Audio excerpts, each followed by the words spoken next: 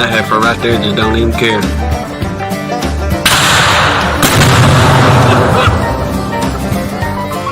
Save yourself now.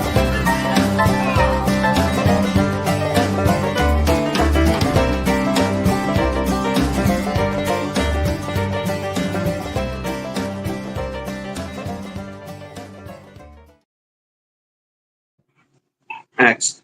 What do you say, folks? Hope everybody having a fine Sunday evening. Just got done with, that's a little of good rain shower about 30 minutes ago. And the disaster that it caused Indeed, it did. was unbelievable. We'll save that for derailing. Mm-hmm. That's some little peaceful protesters. But anyhow, like I said, got a good rain.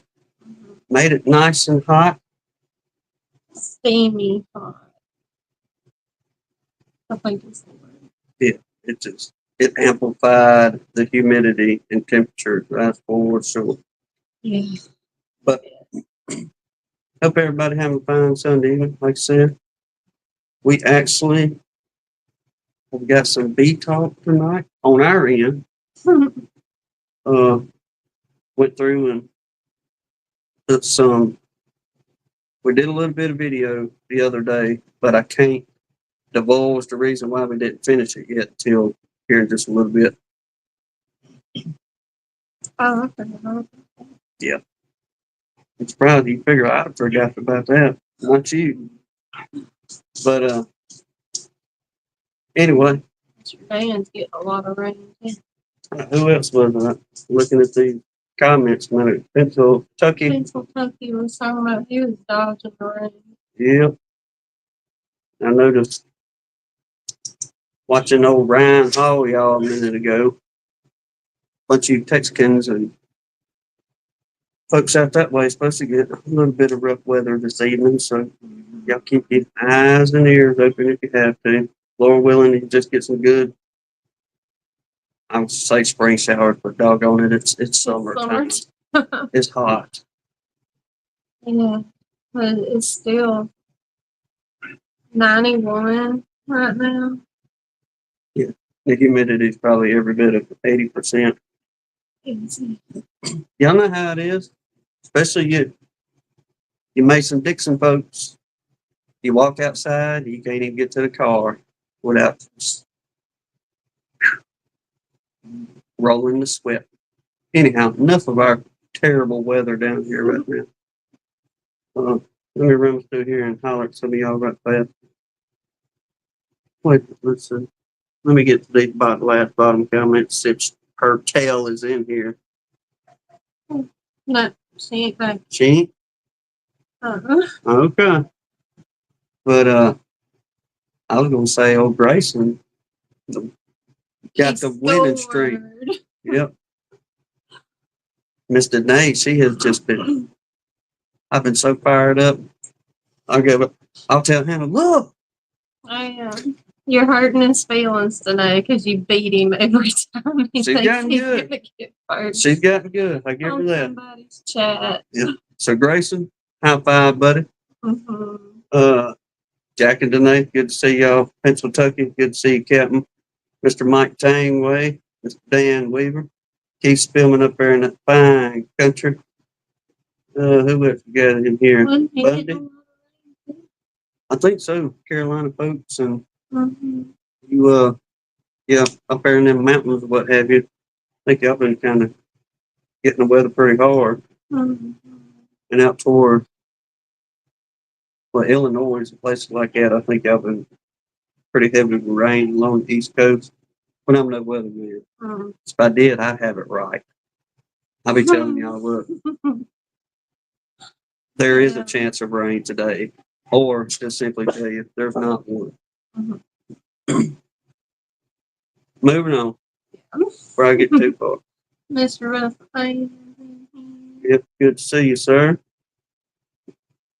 Glad to hear your better half is on the mend. And we'll get into that here in just a minute.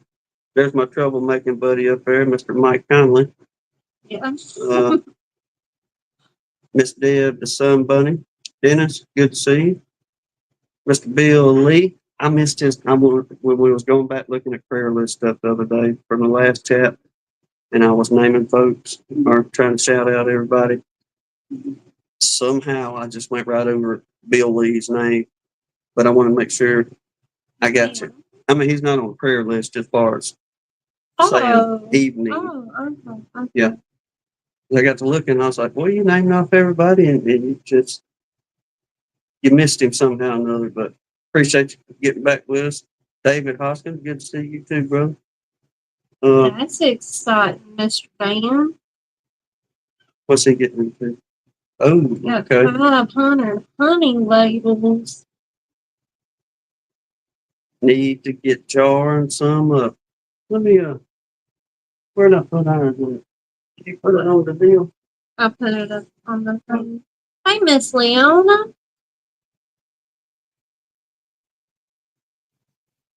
Jack, good to see you, brother. Pastor Larry, Miss Jan. What's the Hawaii people say over there? Hello or goodbye? Aloha? Aloha, Todd. That's not Hawaii. I know, but that's Spanish for hello. I took a course. Hawaii is Spanish for Hawaii. Yeah. Google it. Anyway, Okay. Lee, good to see you, bud. Ooh. They had them a long trip the other day. He sent some, man, I mean, I should have doggone loaded that waterfall picture. I knew I was missing something. But maybe if we can show it on the phone shortly. But Ooh, that's exciting, David. cha-ching. That's really cool. You got an awesome life. That's it. So, darling, you got some brownie points. Thank you much. We're going to go have a fine supper somewhere or something. Treat that woman. You know what I mean? So, no, I tell you what, you go get your fingernails and toenails done. All right? This is on me. Yeah. I'll be out here spending my honey. DC, how's your stepdaddy? That's who I was missing on the prayer list. I'm glad you said that. I mean, they've been on the prayer list, but he had another trip to the hospital last night. Thank you, Grayson. America. Thank you, David. Yes. You didn't see that. You Look, wouldn't have said that. before we veer off into, railroading already, I don't want to get lost on dishwashers again right now. But Okay, Philip, I'm not going to type back to you since you're driving.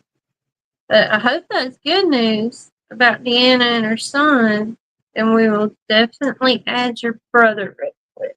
absolutely. I'm sorry, I didn't mean to cut you off, but he was driving and it looks like that. Yeah, well, I was fixing to say, Philip, are you getting into that rain? But he can't text back right now. No, don't tell him to write back. Yeah, shake your head, yes or no. Let's see. I'm trying to find. All right. Let me get DC's up here and I'll get back to Philip in just a second here. What is it doing? Why don't I do this? You hitting buttons? It's the thing. There we go.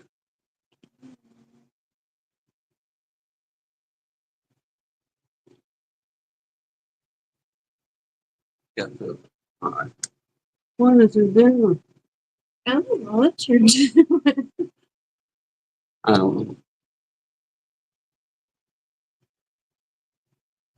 Let me get back through here, get myself adjusted.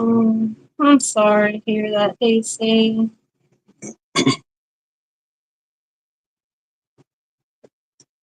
I hope they figure something out for him quick. But we're definitely praying for your mama just as much as him. Yes. Isn't that what sent him to the hospital last time? They ended up thinking it was his medicine. Something reacting with something else. Todd, I don't even bring up that conversation. Don't say nothing to anybody about this, but I don't even bring it up.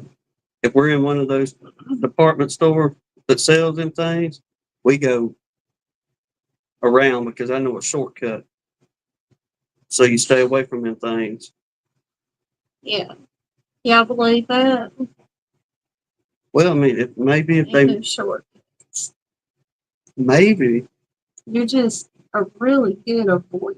listen to me I've been listening all real day quick, since long. everybody wants to bring it up right off the bat.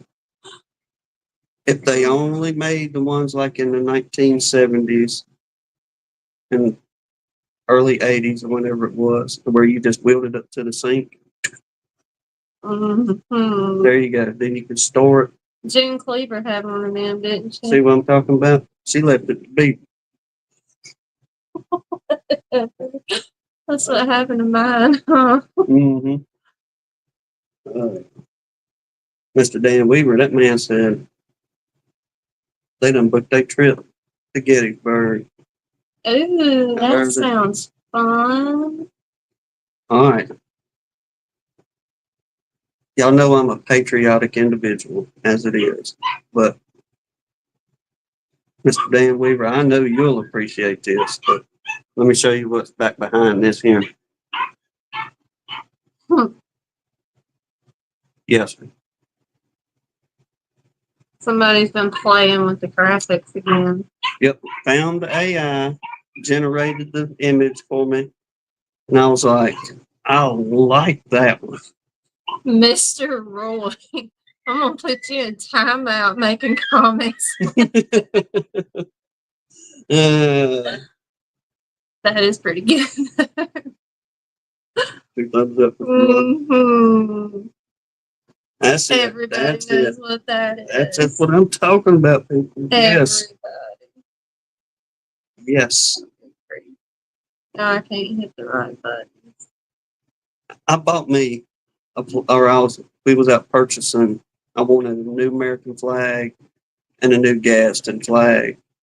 And lo and behold, one day this dude was selling them on the side of the road. He had like buku of every kind of flag you wanted. And rolled up, I told him, I said, man, I said, I want an American flag and I want one of your Gaston flags, the 3x5s. All right, I got the American flag, but I don't have the Gaston. And I'm No, like, he said, what's the gas? yes, what's the gas? And I was like, Bro, it's hanging right behind you. seriously? Right beside the American flag. You're selling them? And he's like, I honestly don't know. And I was like, give me the don't tread on me flag. How about that? Oh yeah, I got them. Here we go. Yep. So I picked on him all the way home. That's a nice list. Don't sell a man a flag and don't even know what the flag is. He's just making money. And this was in South Mississippi. Way down south Mississippi. Yep.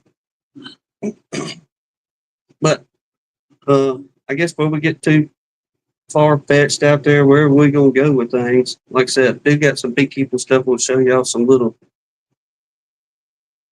pieces of some video we done the other day as far as how the colonies are looking around here and how the beetle situation is looking. Yeah. Either way, we still got bees, y'all. We do. We're still We real do. beekeepers. And that little 2-frame split we done not too long ago, that little bunch is going. Oh my gosh, listen. Philip said, he was just with Mr. Kenneth Allen that we had on the prairie list, one of his out-yard landowners. Yeah. Said he's doing really well. His chemo treatment has the cancer in his blood at an undetectable level. Well, thank you, Lord. That's wonderful. incredible. Wonderful, wonderful. That is awesome to hear, Philip. Look at that. We got our history, awesome. people. That's what I'm talking about. Yes. But yeah, that's great news. Yes. That was We the needed to hear some good news. that was Philip's out yard, man. Right. The That's right. landowner. Okay. Uh, you want to do that? Yeah. Saying, hey, people, Well, I didn't know this fast. you don't ever type in the chat. Okay. Y'all, if there's anybody we need to add to or take away from, let us know. And If there's any more good updates, please let us know. yes, please. All right. We got Mr. Mark and his wife, Ed and his family, the Dirt Roosters dad, Mr. Pat, Miss Deb, Mike Tangway and his family, DC's parents, especially after they're back in the hospital since last night, baby Lucas' family, let's see, Rachel Wilson, her sister Amanda, and their niece Riley, Philip's mama, his friends BJ and his wife, Bobby's Bees and his family, the Gandy family, Hillbilly Earl and his family, our favorite Miss Leona, Steve Amos's father-in-law, PJ Hanley, Sarah's son and his family, Catherine's son and his family, and Sarah and her family. Mr. Randy's mother-in-law, Miss Janae Wood, Kenneth and Chris Wilkinson, Terry Bertaland, Redfish's wife, Miss Janet. Let's see, does it take that off? Kenneth Allen, that Philip just gave us an update on.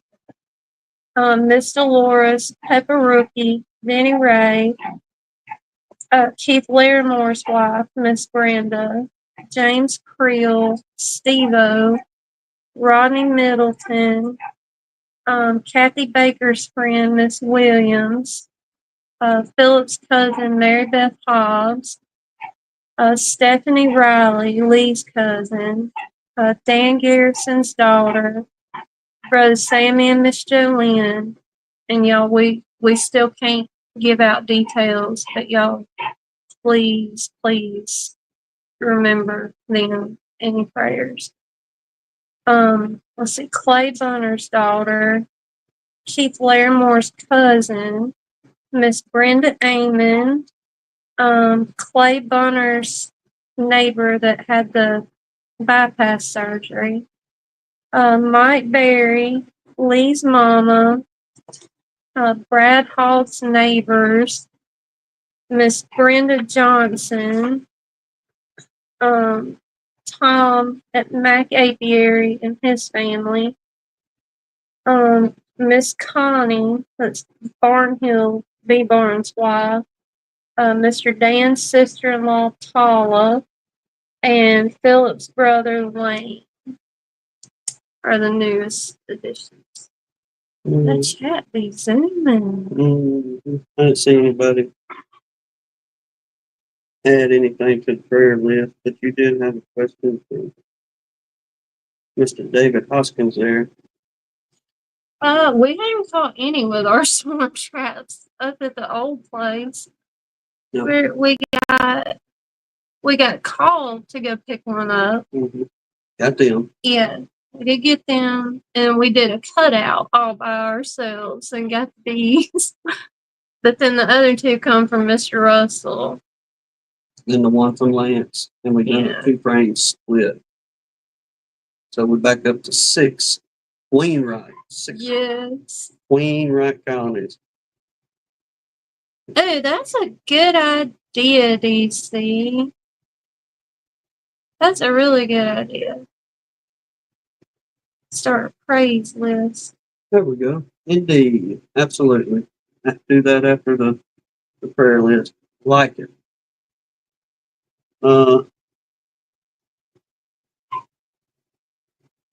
It looks like everybody's pretty well under the rain right now. Oh, Matt said he sold his first 2 nukes of the year today. Congratulations, brother. Yeah, That's big news.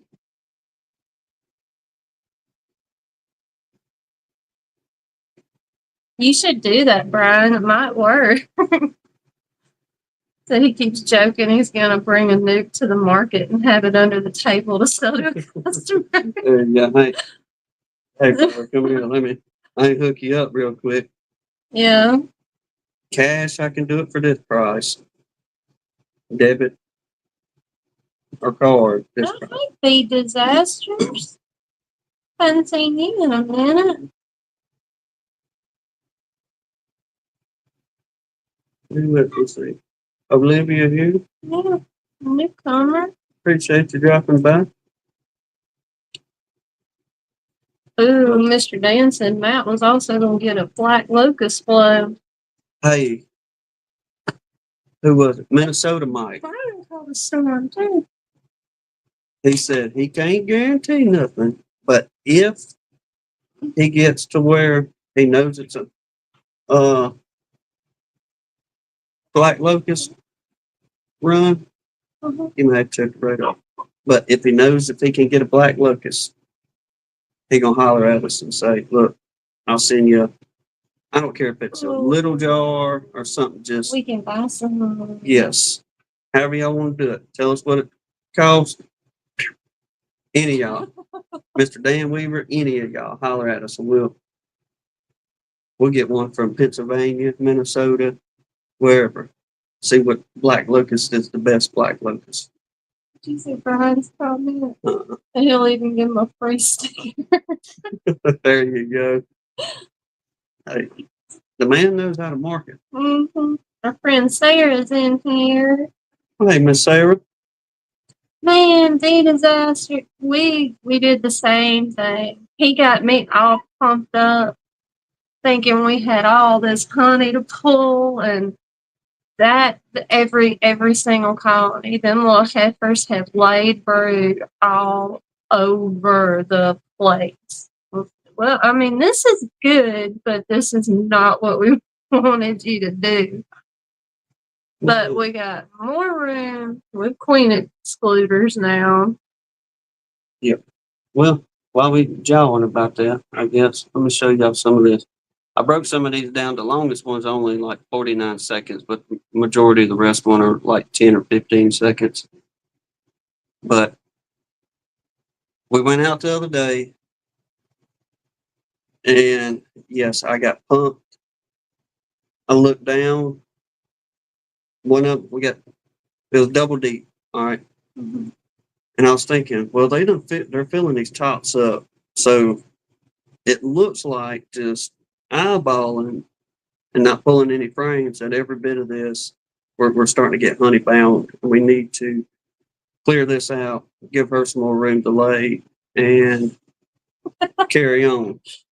We need no baby at school for this one. The queen's not laid. Yeah. Oh, man. Ours are doing good, thankfully. Minnesota Mike said the locust was cut crazy short by the rain up there. Well, there's always next year. That's a bummer. Lord, Maybe Mr. Daniels. it's all right.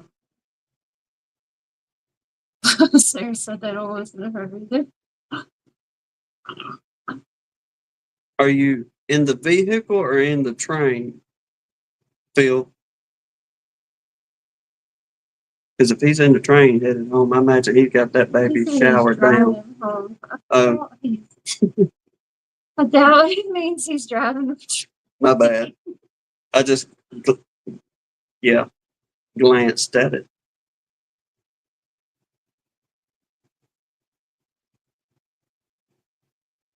It's good. The swarms just didn't happen around here at all this year.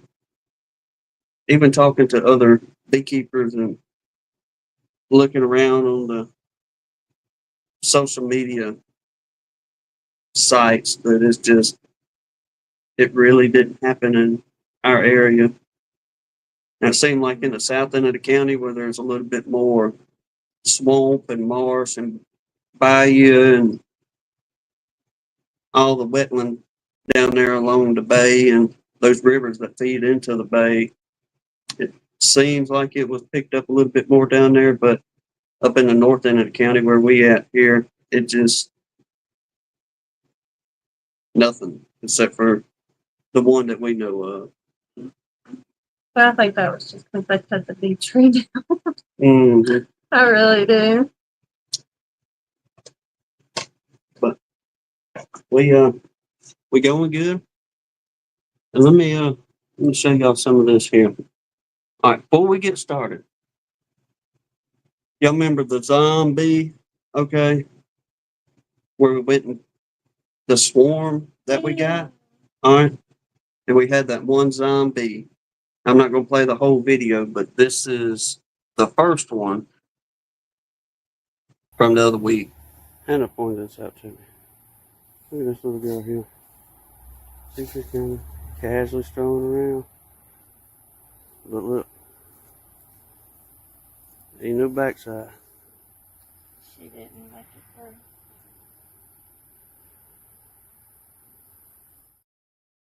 through. Okay, y'all notice, if you didn't see the video or you've seen the video, you notice her backside is gone. Her complete abdomen, Gone. nothing there. Well, I didn't take a pocket knife and try to make something cute for Facebook and torture a bee, anything like that. I hope y'all For views. gonna let him torture a bee to make a video. No, she ain't gonna let me do nothing like that. These things we got weird.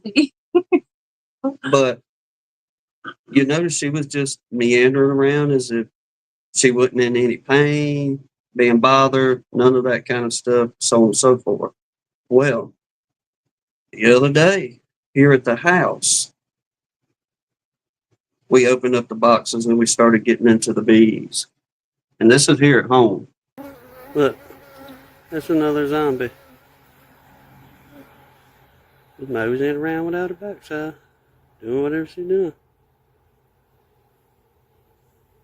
I don't know. That's twice, and we ain't done it. All right, on to it. Okay, on to it. But it's weird. They don't act like they're missing half their body. No, it's just, DC said bees don't register pain like people. well, it's a wonderful thing because, like, seeing that one there, but that's the second time with their abdomen being gone, and I have no idea how in the world it's happened. They're not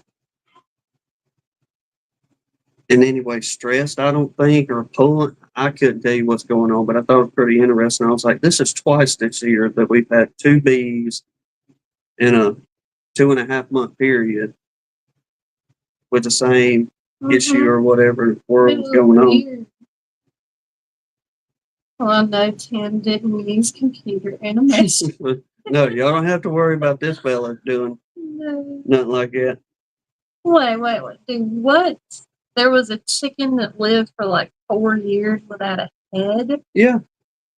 What? Sure did. Well, Brian, that one, actually neither one of them had been in the bee bag. No. Because the second video, we weren't vacuuming at all. We were just going through the colony. And the first one, we just shook their tails. We just dropped them in there in the box and just closed them up. We didn't even use the vacuum. So I don't know. They did. Hit the wrong button. They hit the eject button. Poof! They go. But I don't know. I don't know. It was weird. Perhaps it's just some kind of, I don't know. I don't even, some kind of freak of nature, I reckon. I don't know. Or it could be just, hey, that's an old bee, and look, we're going to cut you in half until you unalive. Mm-hmm. So either or. But that was pretty neat. It's like this twice this year. It was strange. Art Bell. For real, Richard? Asian hornet takes the abdomen to feed their larva? I don't, we got an eastern. Oh. Yeah. Mr. Mike. What? That's a good explanation. The bees, like Mm. when they're locking together, and you pull the frame apart, you can pull them apart.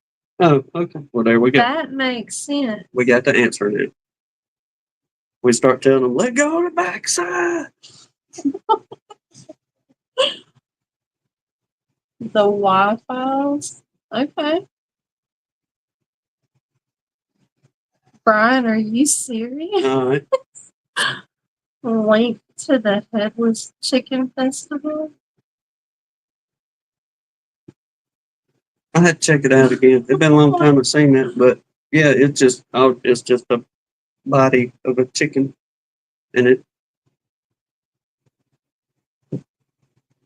Don't ask me. Hit the crawfish in the head with a mini baseball bat? No, this ain't a hit the crawfish in the head with the baseball bat. Go back. I'll show it to her. That way she'll say next Sunday, say, y'all wasn't pulling my leg on that one. We're getting the backyard beekeeping from me. Because I'm not saying that dirty word out loud. Oh, yeah. Indeed it is. Bee is M resistant. Okay, Brian. I feel like I'm going to need more coffee if we can. Oh, that's not the kind of festivals we do in South. Well, probably because everybody's so cold up there. You feel But like an unalive Frozen guy. Dead Guys Days Festival. That's Well, I mean, you got something. You got Voodoo Fest in Louisiana. Mobile I'm used with to you, have. Phil. I hear you, Phil. Or Phil. No, I'm good, Brian. I don't think I'm gonna. Send it to her, brother. Wait for the crawfish. Put it in there. All right. Minnesota Mike said the headless chicken, known as Mike, lived for 18 months after being beheaded. He survived from September 45 until his death of 47. I think it died when being fed. Went down the wrong pipe. Uh-oh. Yeah. It happens. Yeah, you're right, Flip. That happened really quick tonight. Yeah, I mean, we only 33 minutes and we done It's gone. gone. It's gone. And I had a whole everything lined out for y'all too. Get back to the beach. This is gonna get bad in our hurry. I know, like Brian right now, he's trying to find that link. It lived for 4 years and then choked on a corn kernel It happens. without a head. Yeah. Then look, that kernel sat in there for so long. All of a sudden, look, listen to me. Look, I'm listening listen. to you. Where that kernel, oh, Listening to you. listen to me. When that kernel got stuck in that chicken's throat, all right, you know, a chicken's body temp is about 96, 98 degrees, I like never ours. checked it. They are, that's, listen to me. All right. When that thing got stuck in that wrong pipe and that chicken, it got to that 100-degree temperature, Mm-hmm. that corn turned into popcorn and it flicked his head out the other side. Mm-hmm. Down he went. But he had been headless for 4 years before somebody shoved the kernel down his throat and choked on It happens. It happens. it. Carl said this chat is on the edge of no. Hey. Oh my gosh, Brian found the link to the Frozen Dead Guys Days Festival. Okay, Mr. Dan, I like that better. Oh, now I would actually go to the Sasquatch Festival. I really would. Did y'all? There was a sighting of Big Feet right around in our neck of the woods. Phil said this is derailed, and I know derailed. Yes, it does. The only thing, all right, y'all. The only thing with the big feet, here's the deal. There is not a big feet in no redneck country. Because I'm gonna tell you one. Out of all these umpteen dozens of years and centuries, folks with their lead dispensers out in these woods, they'd have run up on one, and one of the two things, they'd have rode into town with their wagon with the big feet on the front, or if they had an automobile, they would have tied the big feet to the hood of the vehicle, rode to every gas station in the local Within community 5 counties around. to show everybody. Now, Sarah said Bigfoot's a beekeeper. Okay, Sarah, I want to hear your theory. Brian says Sasquatch love cream honey. DC knows the Sasquatch beekeeper. Hey, thinking about that, we on cream honey for 1 second. Mr. Russell Koopman sent us the elderberry. Mm-hmm. Well, we got to driving up and down the highways and got to looking, and sure enough, we got some elderberry blooming in the wild woods out here. Mm-hmm. And I told her, I said, whenever them babies go putting up them berries, we need to go picking and dry them out. That way we'll have fresh. So if we ever do, Yeah. we can make our own right here elderberry cream honey, which Mr. Russell, that stuff was once again good. Thank you. Okay, that to me that one takes the top. A bar in Cuyuna, Minnesota called the Woodtick Inn holds woodtick races. Oh, yeah. DC, I knew a couple that I was really close to growing up, and it was like that, but it was the opposite. The man was like 5 feet tall, and the woman was over 6 feet. It was funny, but they were an incredible couple together. Did you see Carl's comment? Mm.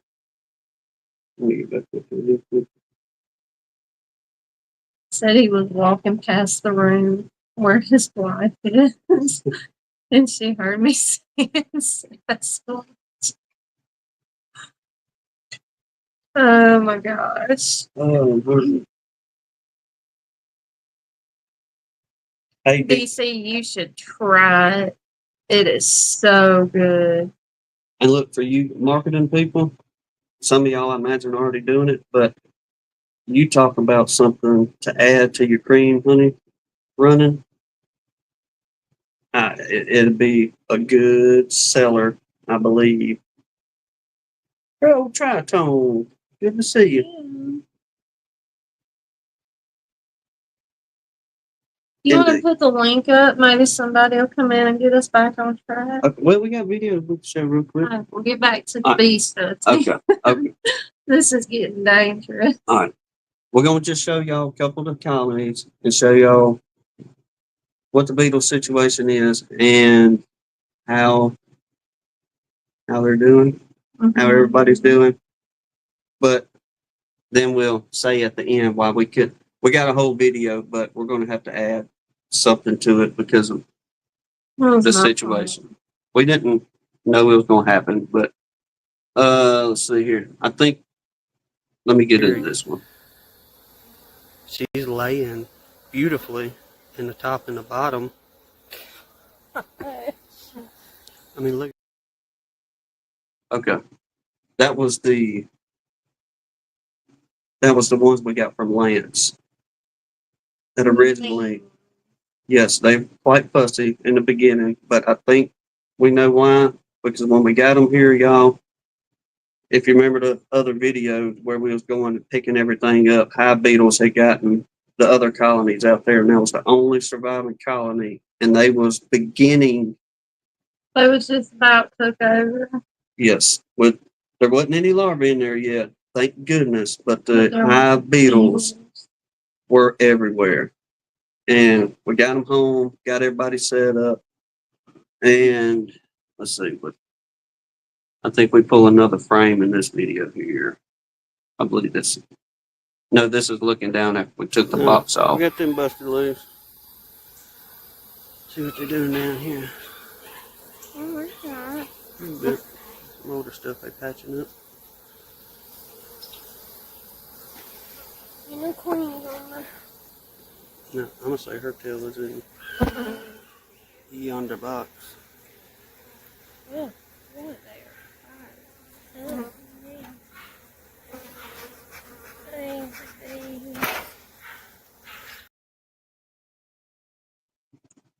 All right, that's still the same box that come from Lance's.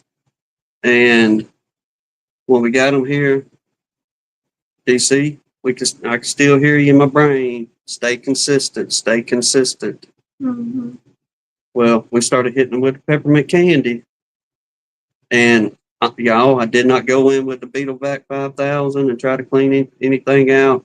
It was, we're going to hit them hard with peppermint because we know for us what the peppermint does. Mm-hmm. So that's where we went full throttle. And we've been hitting them pretty heavy with peppermint for about 2.5, 3 weeks before we had done any of this the other day. Any film? Yeah, any film. Because once again, we're trying to get to not getting in them all the time. Check on them. I've been doing good. I've been doing really good. Yeah, I'm not getting them all. it's been about, well, I've been going down there about every 5 to 7 days. And all I'm doing is pulling the lid off, 8 peppermint candies in everybody, close the lid, and that's it. Then we mosey on over to, let's see, this bunch here was. I got a piece of it. Oh, that. Look at how pretty that is. Beautiful, beautiful. Full of nectar. Yeah, it is. It's so pretty. Look, this side's mostly cat like that. Solid. Boy, ain't that pretty? Awesome. I promise dogs ain't being tortured up there. That's the peaceful protesters. Yeah. But check this. All right. That colony there is one of the ones that Mr. Russell Amon sent us home with out of the 2 swarms that he had caught early in the season. And God love him, helped us get back on our feet. Helped us in a huge way. Yes. And that one colony there, that little girl and her bunch is getting it. Mm-hmm. Her companion that come home, the other colony, they're doing good, but it's like she's maybe A little behind. yeah. Could be Virgin Queen. I can't remember on anything like that. But she's not doing bad at all. Don't get us wrong on that. But she's just a little bit behind, we'll say her sister over there. Yeah. And Not too far though. She gonna catch up. what, Got faith in her. I think, okay, here's a little bit from the one Mr. Russell sent us that's doing really good. Well,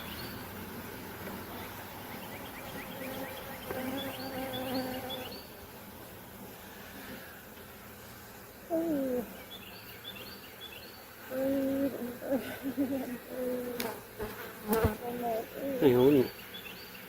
Let me clean this phone.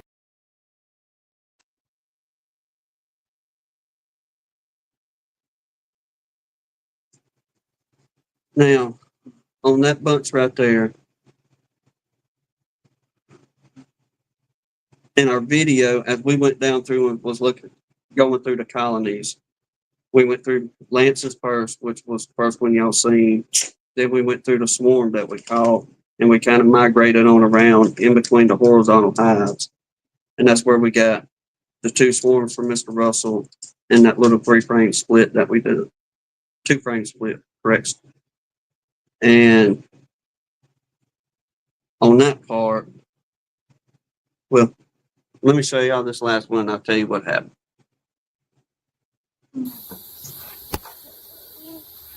On to the next one. Y'all seeing them as we popping these lids off. Not seeing the hive beetles so far. So at that colony right here, we've seen about 4, 5. Ain't that true? Because this colony here was loaded with hive beetles whenever we got them here.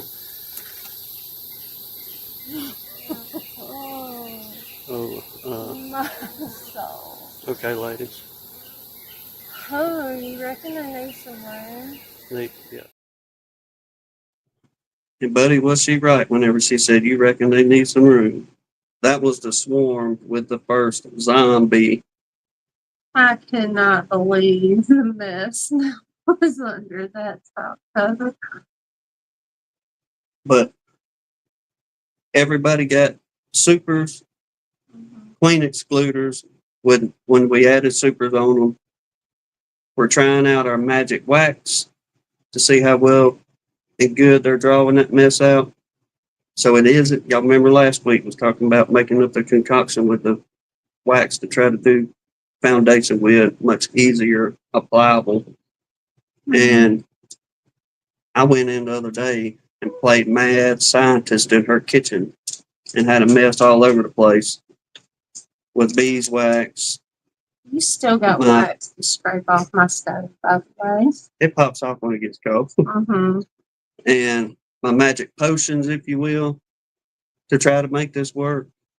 He looked like a 5-year-old that got a science kit for the first time. Hey, I had a good time in there, but I'd make a batch and stick it in front of the fan or something like that and make that wax cool down as quick as I could. That way, in about 20 minutes, I could run outside after it done dried good in front of that fan, and I could try it on a piece of foundation. I'd come back and tell her, I said, nope, this ain't it. Let me retry it. So I'd come back in here, melt things down, make another batch, and add a little bit more of this or a little bit more of that. And finally, I think I got the ratio to where it is very pliable, but yet still strong to where the bees will work it. But in a couple of days, we're going to go out there and just look over in them supers that we put on. And I will give this portion away. One portion had a mix of just peppermint extract in it, and one mixture had just lemongrass mixed in it. Then I got another mixture of just beeswax and what I'm trying to build this with. But seen some encouraging signs on a little test trial, so we'll definitely know. We should know something next couple of days as far as them moving up, drawing out foundations, and seeing how well they take to it, or if they'll actually hold to it.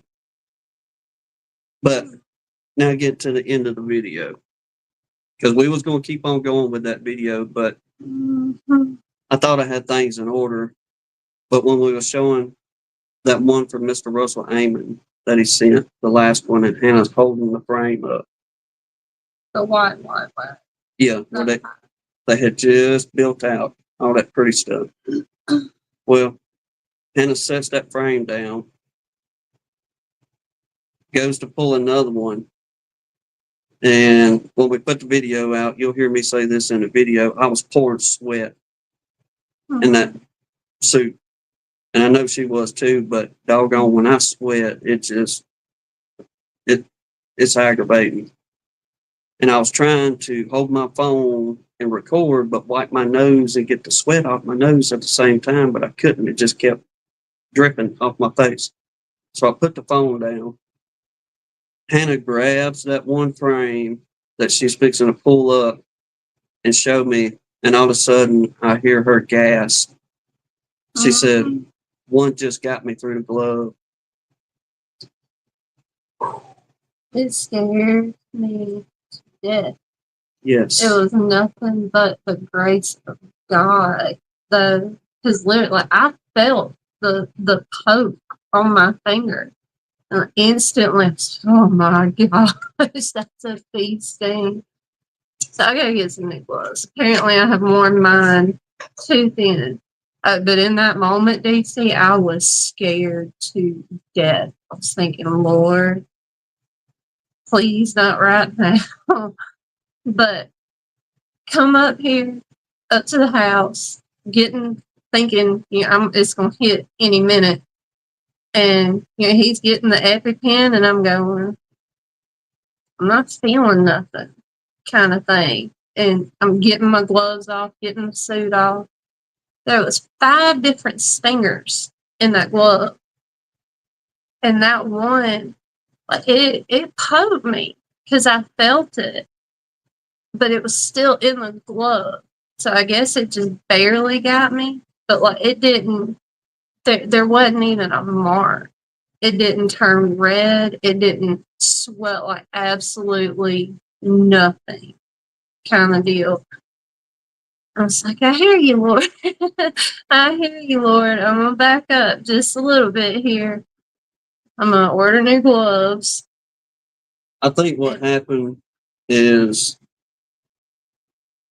whenever she had went to grab that frame and having those gloves on, she didn't realize she had that stinger in that part of the glove. And I squished it Yep. just enough, trying to pick that frame up. But I tell y'all, It barely poked me, but when she said it got me, it was like, well, let's go now. hey, I left that hive open, everything, because that's the first time I've gone down there and forgot to put my EpiPen in my suit pocket. It was up here at the house. I said, yeah, let's get moving that way and get that thing. But never, nothing. I don't think any of the venom got in at all. I don't know. Like I said, nothing but the grace of God keeping that from being bad. But it scared the life out of me. It's like, well, there was things that we knew to look for and act upon within a timely manner and not delay time, if you will. I do not suggest anybody, if you're allergic, to hesitate by any means not at to all. get that EpiPen in you. If you've been popped and you're allergic, absolutely get it in you. If nothing else, it's in there, and if you don't have a bad reaction, awesome. If so, then it's on board. And if you have to get to the hospital, you already have 1 round on board. And I mean, being injected into your body part, being on board. But It's okay though. yes, we got got her out of her suit, got her cooled down a little bit, and she got in here, kicked on back, and thank goodness there was no problem. Thank the Lord. But Yeah. it was tense for a few moments. I will say that. I might get to start seeing Tim's smiling face on video more.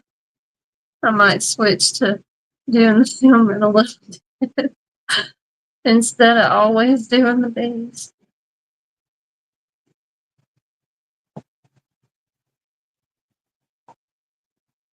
I know, DC, and I have kicked myself in the butt for not having. That's the first time since I turned allergic that I haven't put it in my pocket walking out the door. Well, but it got my attention. it don't, DC. It's just anytime there's like something like that, whether something at home with her or these clowns on this state highway that love to put the vehicles in the ditch right here at the house quite often. It's immediate. We go back to our training and it's calm down. Let's think fast and quick. And let's get things rolling wherever it needs to roll and carry on from there. So, thank goodness. Like I say, once again, it was just, that's it. It just big time. And see, Brian, I was hoping I would go that way, but Yeah, that'd be great if her reaction turns away from going into any kind of anaphylactic again, but we still, like his have changed for the better over time. that's what I'm hoping yours will do. Mm-hmm. I'm not saying we're going to go out and we're going to just let you get stung all the time and see what happens, but it did. Because that took a couple of years off my life and stuff like that. Yeah, because that's the very first thing. When she told me she got popped, I said, well, where's the EpiPen? She said, it's up there in my purse. Mm-hmm. So I told her, I said, I was cringing when I said it. You get to the steps of the house and I'll be right back. By the time she got to the steps, I was right back. But then it was hitting me. It's like my throat's not closing up at all. My chest was getting tight, but I think that's because I was going into a panic attack because it scared me so bad that I had gotten popped. But like I said, it wasn't like a full-blown sting. It was just enough of a coat to get my attention, thank God.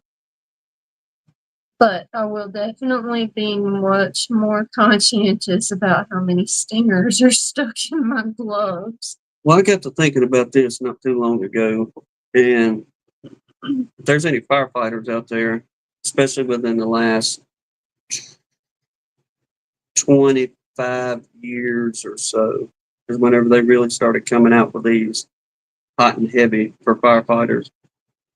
But instead of using our turnout gloves during whatever automobile accident or whatever it may have been where we had to extricate for whatever reason, you used to have to wear them big old bulky cowhide gloves and work them jaws and stuff like that. But then in the last 20, 25 years, they started coming out with extrication gloves. Y'all bear with me, I'm going somewhere with it.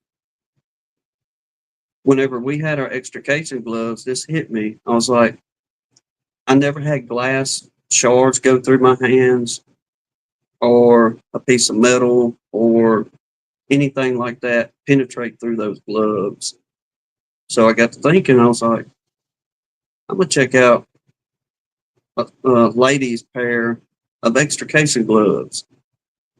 So I think that's going to be our next run as far as trying a glove that fits to where it's not at all bulky like a big glove, anything like that. But with those extrication gloves, they make them to where things aren't able to penetrate through the glove because you're constantly dealing with bodily fluids and stuff like that, and you don't need to take no chances on those ends. But I'm gonna test drive it first, see how it goes, and see if they get me through my hands with them.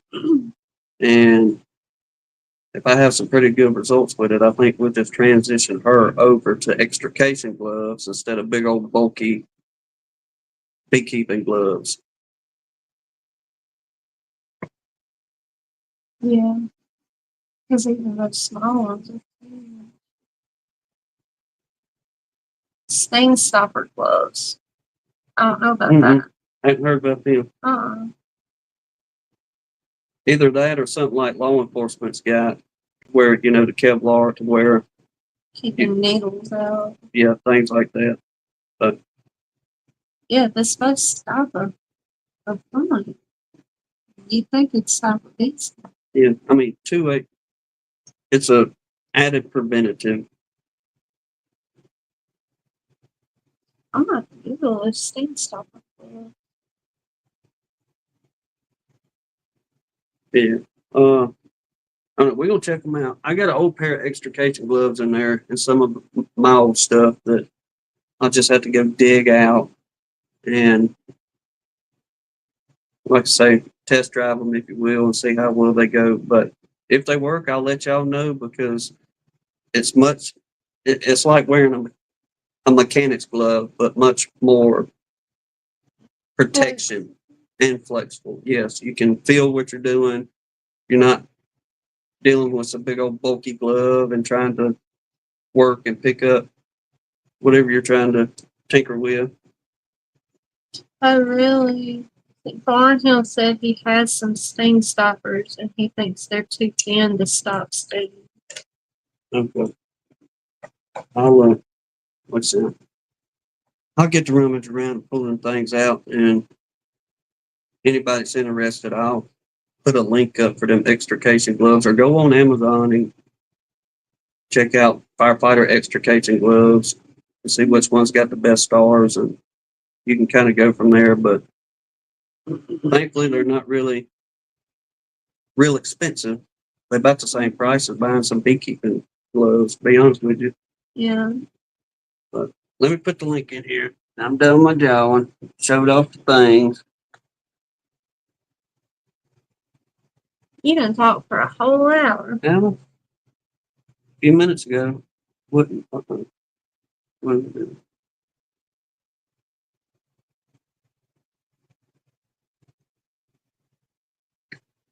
let me go right here.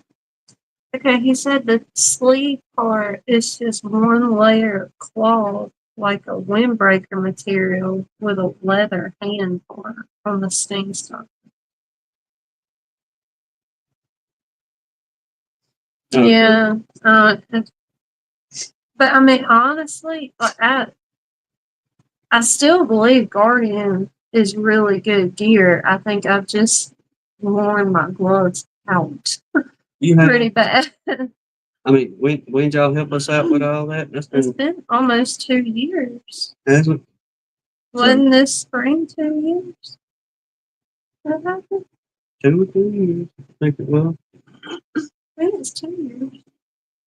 But yeah, I mean, she's worked the mess out of that Guardian apparel, and that's the only incident we've had so far out of it. But once again, we believe that's because that stinger was in the finger and she And just I pushed. slammed it down on there. Boxing. Okay. Check them out too. Think about that, the bell part and all.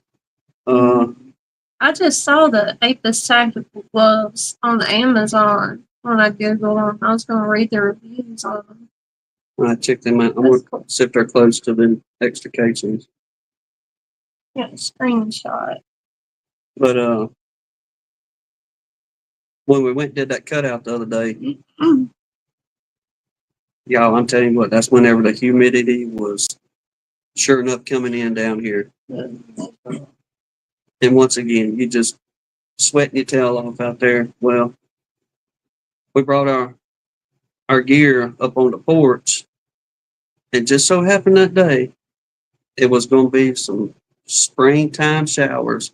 So I set our stuff outside, and I was like, you know what? We'll just let the rain wash everything off. Sounds good to me. And the only thing we got to do is we got to get our carpenter pencil out and re-graphite the zippers on them.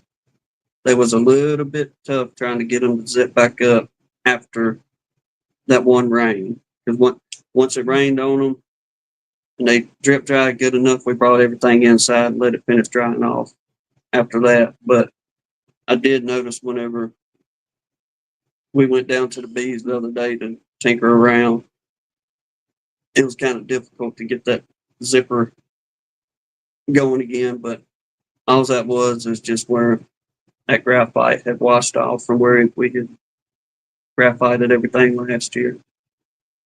But and I'll be picking up some pencils at the lumber store tomorrow because I'm gonna need them.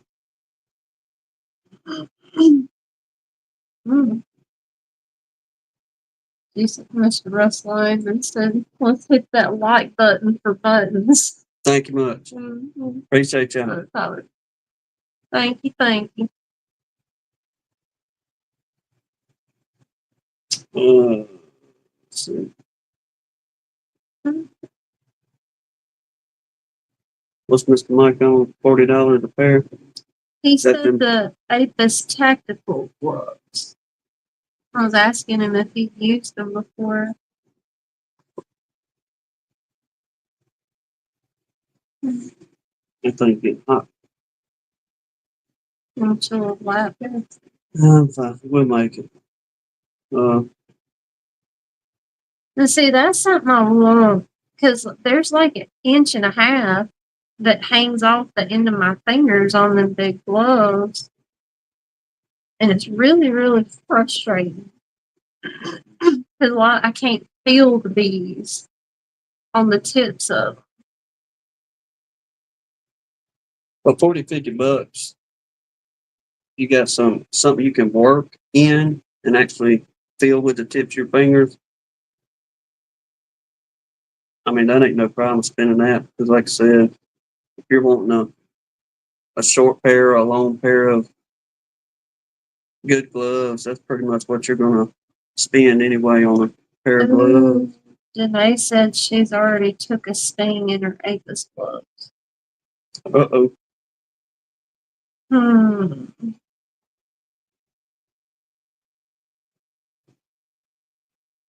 Well, Chris, it's just these last few years around here, whenever they take the notion, buddy, it hasn't been a very good honey season the last couple of years around here. But spring and summer, and if you're lucky enough, you'll get a little bit. Some of the folks in the North Country, I think, get a pretty good fall flow here and there. But we haven't really seen any kind of fall flow in this is our sixth season. And I think maybe once we've seen an okay portion, but if we're able to pull something during bee season, we're going to pull it spring and summer. Then after that, we let them refill. And if they do happen to get on anything in the fall, we just let them fill up whatever they're going to do during the fall. And we don't even touch that. That way, hopefully, we don't have to do a bunch of feeding if there's any kind of flow for them to pull something off of. But most of the time, it does help on us just allowing them to stock up a little bit earlier and not having to feed a whole bunch going into winter. Mm-hmm.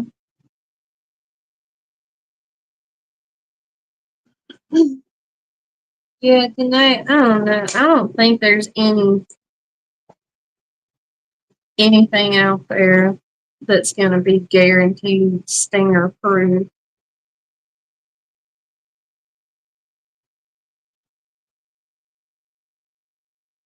Yeah, it ain't often I put them on, but there are some times you go out there and them little girls go get a little flighty and a little fussy.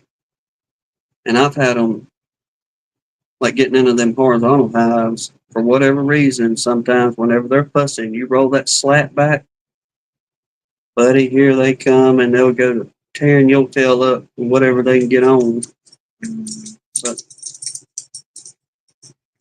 it's always good to wear your PPE, no matter what, whether it's aggravating, uncomfortable, this and that, because yes, indeed, they are unpredictable insects, even though you can work them and most times not have to worry about them jumping on you. Even Big Feet has to work with the He does. bees will get stuck in his hand. Well, I mean, he's got that wiry hair. That's why they get stuck in him. Yeah. Yeah.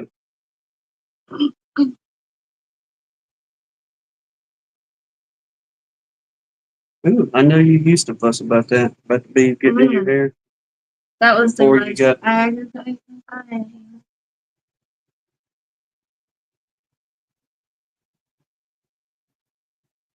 Yeah, the only thing predictable about them is their unpredictability. That's it. Now, I mean, we do have our little barometer thing we go by, and that does help us as far as, I mean, we truly go off of that thing a lot of times to go, okay, the water level is good, water level is bad. we'll wait until our water level is how we like, where we like it. Then we'll go out there and check them. Mm-hmm. But thankfully, this, I tell you, like I said, we've been doing really good not pestering them. yeah, And it's like, that's paid off because all of those colonies look so good. well, Oh, thank every, you, David. oh, God love you, brother. Appreciate you, I man. really appreciate that. Well, let's see here. Jonathan Flint, congratulations. Happy Mac. Highland Honey. Joey G. Buttermilk Beans. I like that buttermilk beans. Me too. That old buddy had a dog named Buttermilk. That was a fine dog, too. Yeah. But that's for whenever we derail him a little bit, man. But, yeah, I like it. Thank you much, David. Appreciate you on that end. Yeah. Where was I going? It's like we're doing really good, not getting in the hives and pulling every frame every week and all that. And he's just been, like he said, he's just running down the hill, popping the tops and throwing the peppermint stuff in. And the beetles have been just about non-existent. All right, y'all remember us talking early on? The beetles were already hot and heavy coming on around here whenever we got that swarm. So look, we're gonna have to. They're already loading up to this bottom tray on this screen board that's got the tray in it, and it's just gonna be, my gosh, already here we go. Mm-hmm. But hitting them with the peppermint, laying it on them, it is. We seen 4 into 1 colony. Maybe one in another time. I got one on the outside of the box of the one of Mr. Russell's. Yeah. Because on the video, I say, oh, there's one right there. But so, okay, so with total of 6 beetles out of 6 colonies. Yeah. And the little 2-frame split we done not long ago. All right, they didn't have not narrow one in that little bunch. And that colony is growing. I did pull a frame to see if we had gotten a queen out of it and if she was laying. And she's the cutest little thing. She ain't big as a minute, teeny little thing, but Sweet. hey, she is doing her job in there, that's for sure. Mm-hmm. And so we're fixing to have to move that little bunch over to a 5-frame. And Mr. Roy, I think they just run from it. It doesn't actually unalive them, does it? do the beetles run from the peppermint or in the chest? All right. I believe it's more on the peppermint extract and stuff that in the colony, it's more of like a cover scent when you're hunting. This is my theory and from what we have kind of observed through the years of doing this. With the peppermint candy, we know they're ingesting the peppermint candy. And let me say this too. We'll get on to the beetles in a minute in case there's anybody new wanting to know. But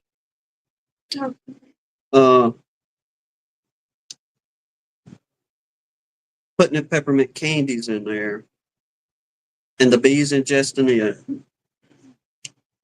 Here's my belief on it. I don't think bees are going to eat or ingest anything that is not healthy in some kind of form or mean for them.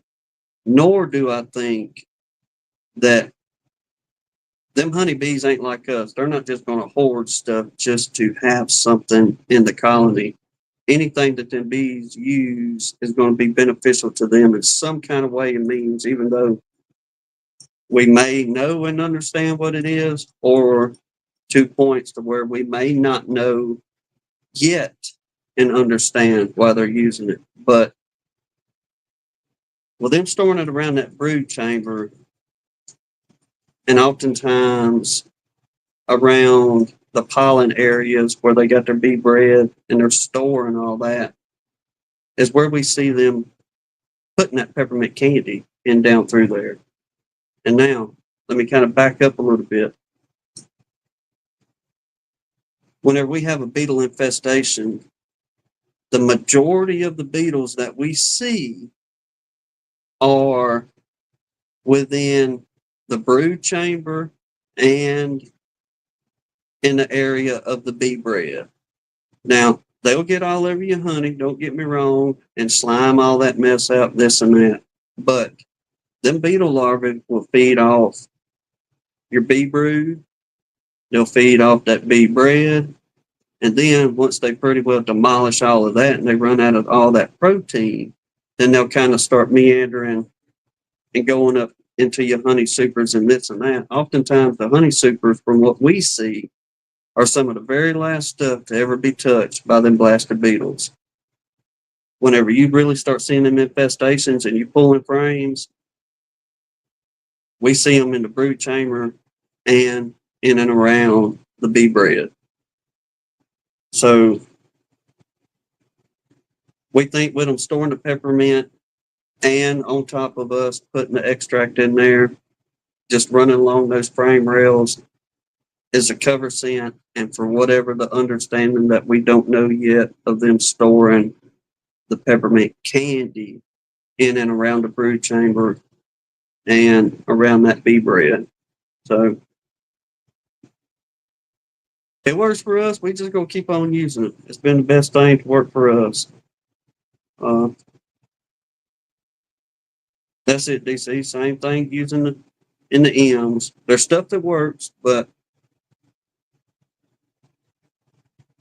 it's up to you to go and study and research and look and say, okay, here's the science.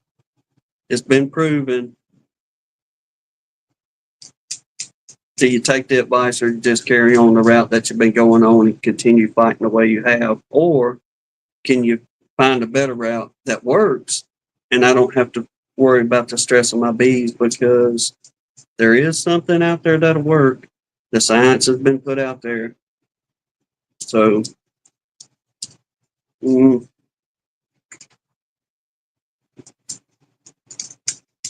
like it now. They'll take it down. No problem. Like I say, we'll put about, on a 10 frame deep, we'll put anywhere between 6 and 8 candy in there. And usually about 5 to 7 days, they'll have every bit of that ingested or stored. And all we do is load them back up. And usually about after the second good heavy treatment, if you will, you'll see very few numbers on the hive beetle.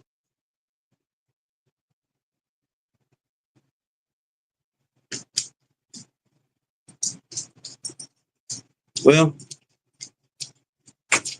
DC, looking at your comments, so now most of the natural items I have run across appear to require more work, but they do help the bees.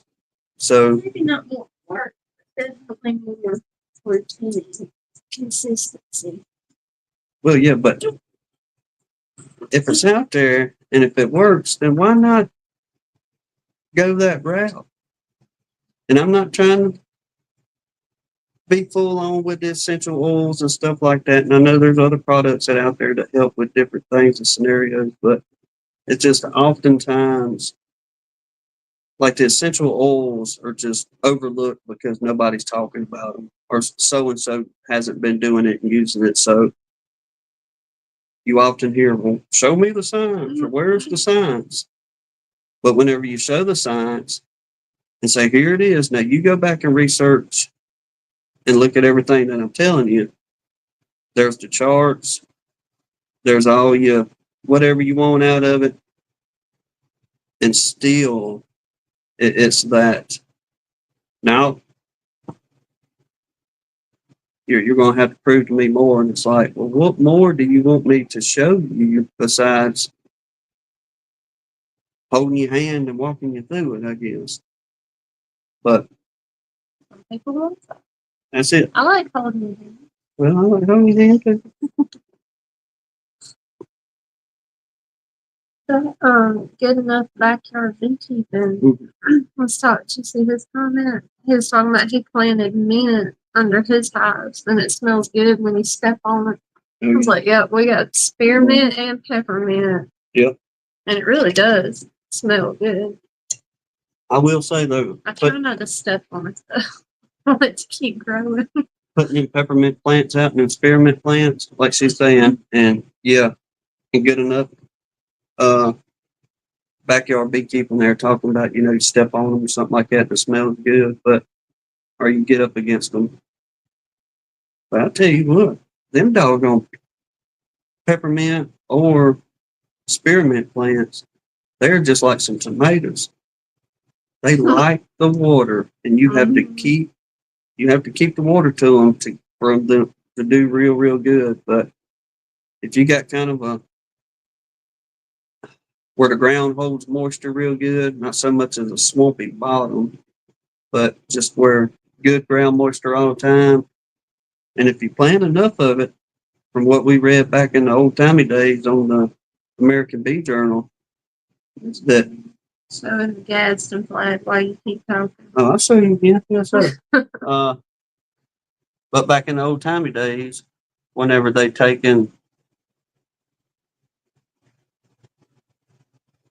plant peppermint and all that back then.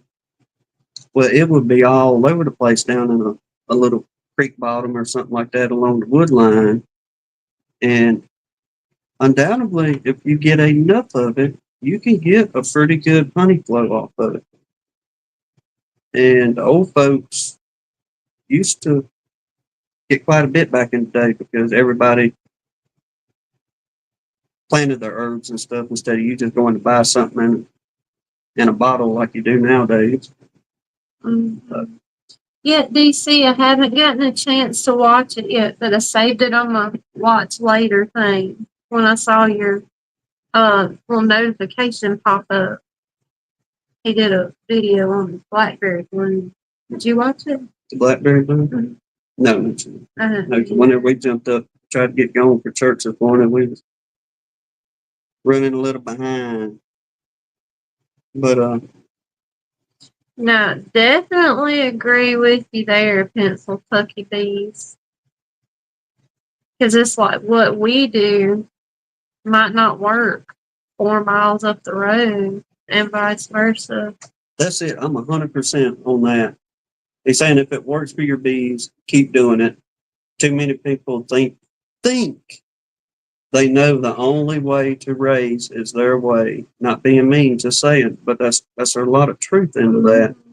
And we try to be open minded on if people makes a suggestion or this and that. Well, I will go back and do research instead of saying, you know, you tell me and show me the science. I go back and I look and I find it on my own. If I find good benefit out of it, then I'll continue researching into it more. But if I start getting led into, well, there ain't nobody talking about or doing this, then I will divert. Well, but too, if you find something, if you find a system or a tool that works for you and your bees, then stick with it. Because nobody else is going to keep your bees for you. That's it. Kind of thing. Do your thing, but yes, have an open mind as well, because there are things out there that works that people will, like with this peppermint, people will argue us up one side, down the other. I've put them at the entrance and I've done this and I put them out there for a day and I've seen hive beetles walk across them. I'm Well, sorry. yeah. You just need to keep trying for something that works for you. But you're not going to convince me that what I've seen work in my yard doesn't work. That's it. I'm sorry. You're just not going to do it. Give it an honest try. Be consistent with things. Don't just try it for a couple of days. If whatever it is, whether you're doing M's, if you want to do something with the essential oil in on the M's and eliminate 80 to 90% of your M's, well, give it an honest try and see how it goes. Or just like us with the peppermint and the beetles, then I mean, as long as we keep bees, I think that's going to be our unless somebody comes out with a sure enough remedy to completely unalive hive beetles, then that'll definitely be our number one go-to. You got it, Danae. Took the words out of his mouth that he wasn't saying out loud. I said, how you do? We'll borrow from Mr. Mike Berry on that. Just do how you do. That's it. But just, before we get chasing a rabbit, get too fired up in here. Yeah. What was that? David said I grow red thyme to make essential oil for mites. I was just reading that. That's pretty interesting. Well, there you go. Well, your thyme has got your See- thymol. So you make your own. Undoubtedly. That's pretty cool. Like the soap, like the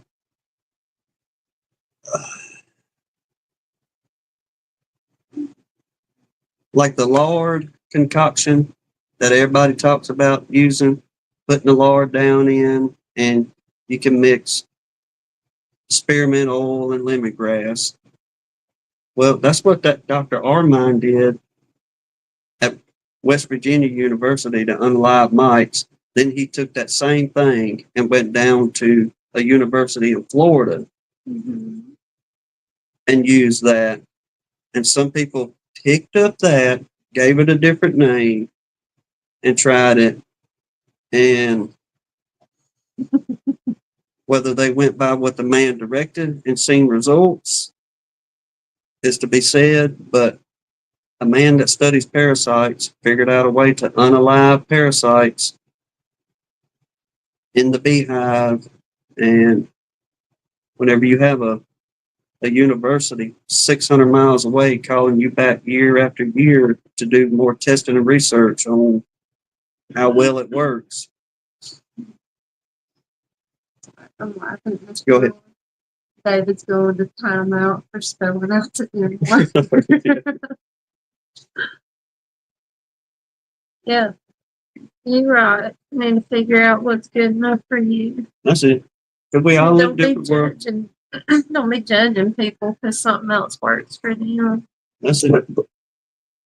I mean, the whole point, from my understanding, and I know this is what a lot of people, is to help and encourage one another so we can be good beekeepers. Mm-hmm. And if you're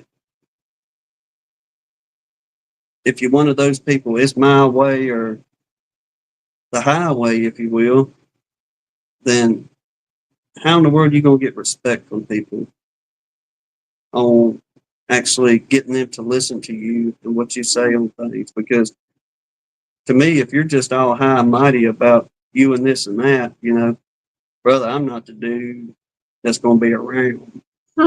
Because I'm not that individual. Yeah. I try to keep myself on equal levels with everybody. But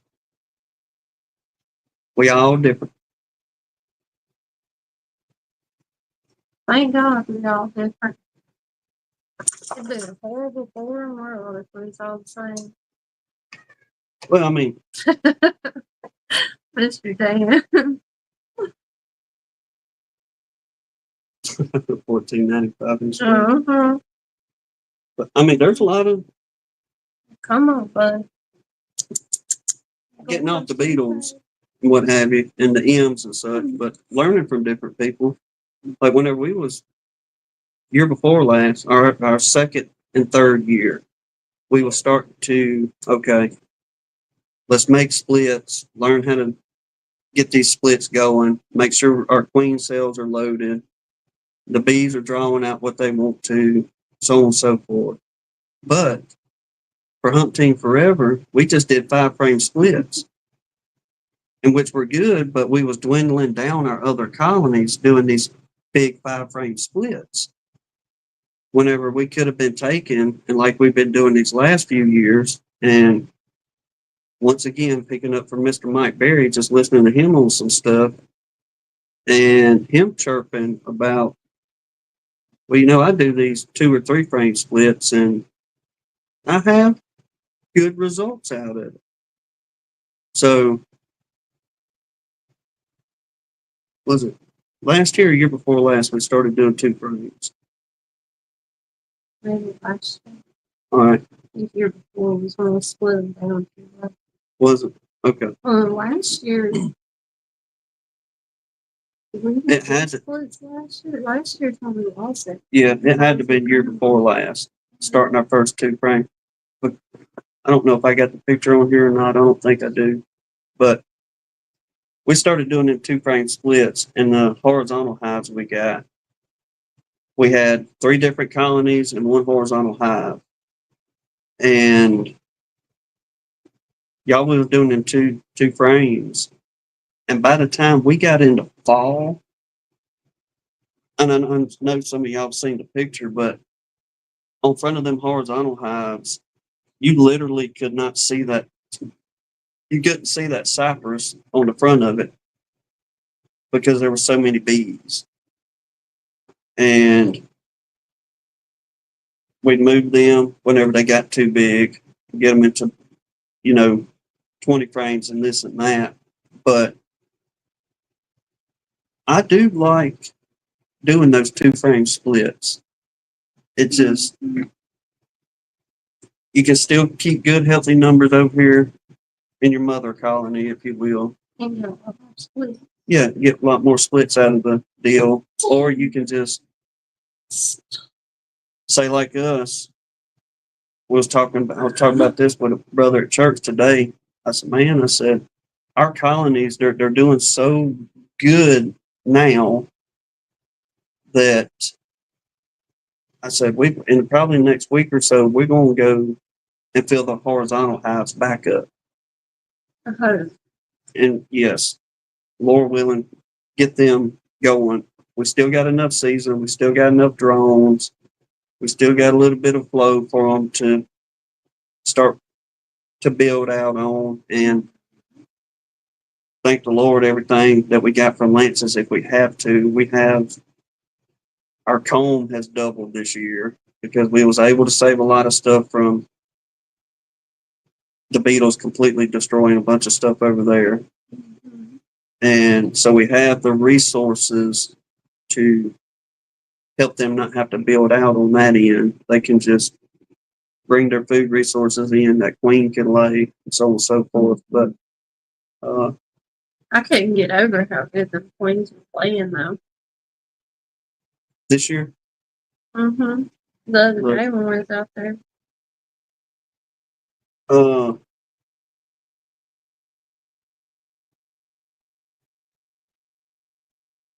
Yep.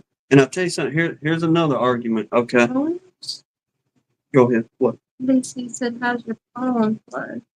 It's more of a nectar flow right now. Yeah. For the first time. They're bringing it in, but it's not anything that I guess it's not anything like what y'all been having up there in the North Country where they're just, you can put your pollen traps out and get a good run on some pollen off your pollen traps. It's been just enough for them to be able to store good and kind of put nowhere near anything to become pollen bound, that's for sure. But you said my flow is linoleum. Where was I going? Oh, start another argument. Oh, yeah. Yeah. I don't want to argue. Well, it's just okay. Discuss it. Drifting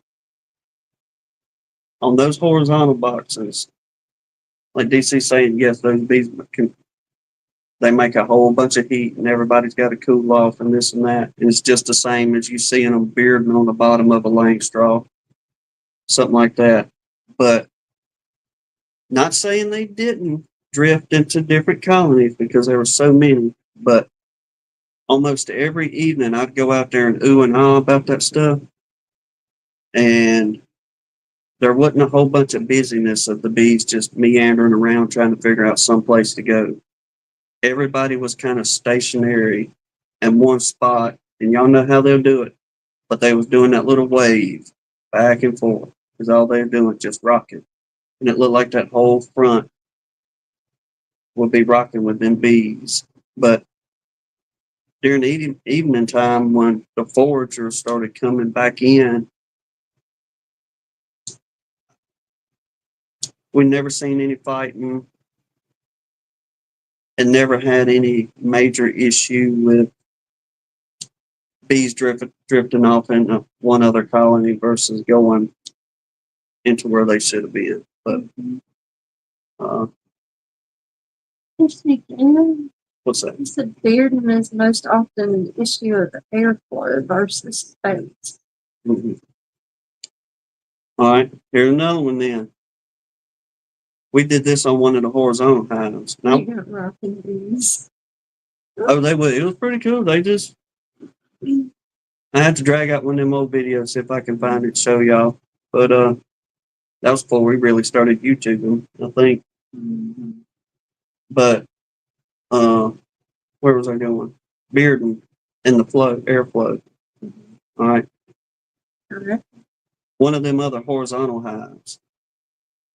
Usually we'll take one of them, and that's where we did our 2 or 3 frame splits, grow them.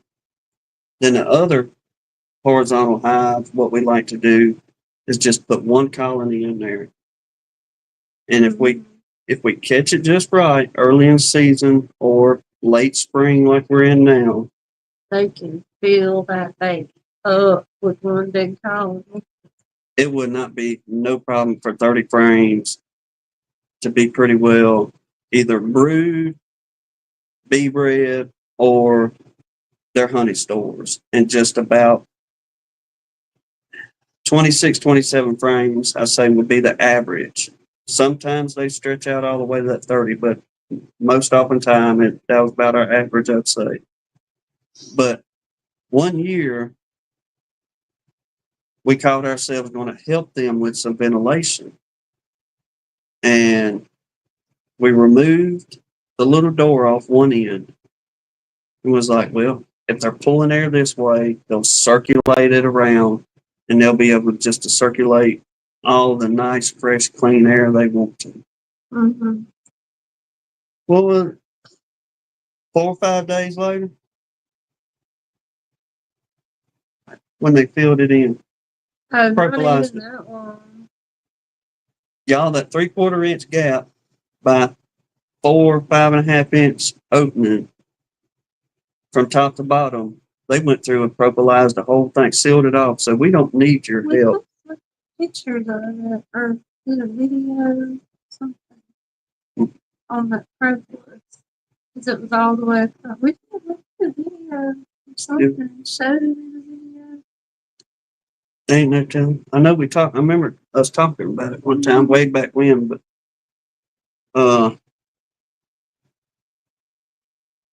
it just blew our mind. We was like, okay, we tried helping y'all here, Mm-hmm. and they We said did it the wrong way. we don't need y'all's help. We got this under control, and just slammed the door in our face pretty much. Nope.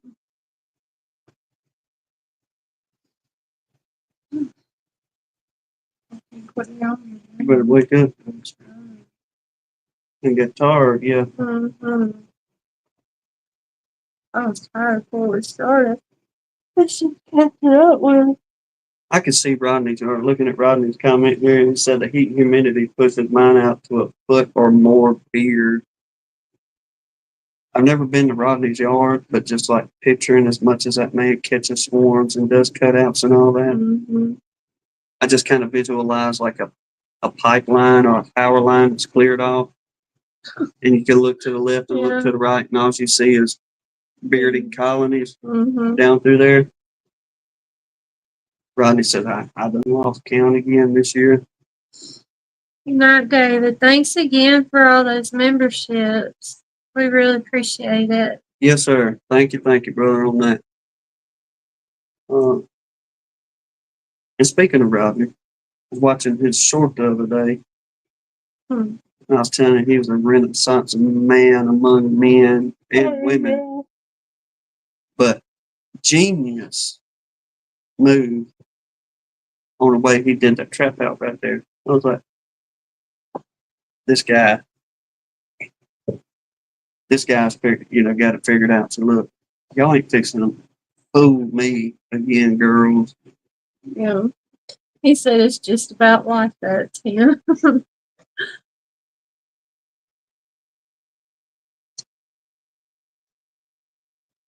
Yeah, Gary, we're slowly trying to transition everybody over to the screen bottom board. Yes, that is one thing we're doing too. Now we did get several. I think we got 5 or 6 from whenever we went and collected everything from old Lance over there, with him moving. So got plenty of screen bottom boards, and on that end, everything over there at Lance's has screen bottom boards. And for 2 seasons, when it got summertime, we didn't fool with them again until spring come the following season. And they still never had beetle problem. No beetle issue, nor did were the colonies small. Every one of those colonies were at least, you had at least 2 deeps per brood. Then there was at times, at a minimum, you had 2 supers on top of that, and they was packing it out. Then we come back in the spring to check those colonies, and they would just still be slammed full of honey. Yeah. From the season before. So with the peppermint and seeing a little bit more and kind of, once again, being open-minded, checking out and being a little more visual on these screen bottom boards, I think we're gonna run them a little bit more down here.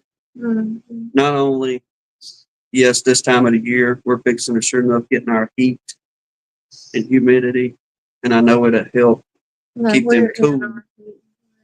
Well, yeah. It's almost 9 o'clock and it's still like 82 degrees. Here. 80 degrees. And I don't doubt it. It's just hot and muggy right now. But Mr. Dan said it was 67 right now at his place, but it was 90% humidity. Mm-hmm. it'd be nice to have the 60 without the 90% humidity. But just the nature of the beast, where we live, I can't fuss too much about it. Oh, that's a good idea, Rodney. A really good idea. All right, so if you take a 3-inch hole saw and put 3 holes from front to back in the middle, then put hardware cloth over them from the underside so they don't profile them over. Mm-hmm. Okay, I got you. Well, all y'all on the highway listening, y'all be careful out there on the road. Like I said, I know a lot of y'all dealing with the rain, bad weather right now.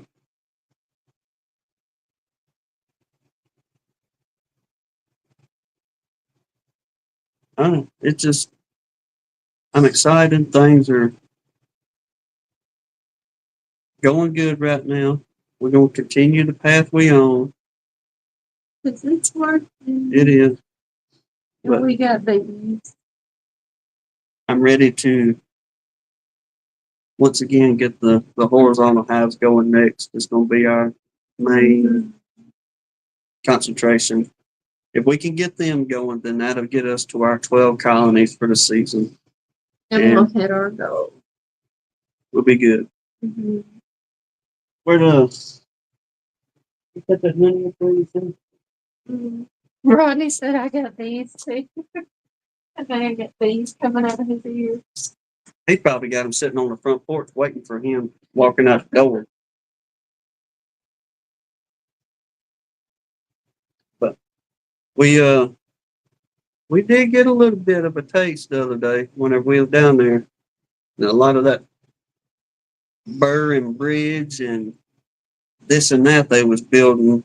Mm-hmm. Hannah told me, she said, go get a bowl, get a big one. I was like, all right, I like that idea. I run inside, got a bowl, and we crushed what we had out there, but y'all, it come out with some pretty. You could just about see through that stuff. Almost. Hannah's not much on it because it's real sweet, It is sweet. Oh my gosh, it's sweet. but I like I mean, it's good, but I would take that tulip pop with honey any day of the week over. it. I'm no Bob Benny, but I think this is that mimosa because the mimosa was blooming. It's heavy, and it's got that Mm, sweet buttery taste. biscuit time. Yes, I might do them in the morning. it's showing up good, but Food honey. That's a good term, DC. I'm gonna steal that. That's food honey right there. Not spoon honey. Mm-hmm.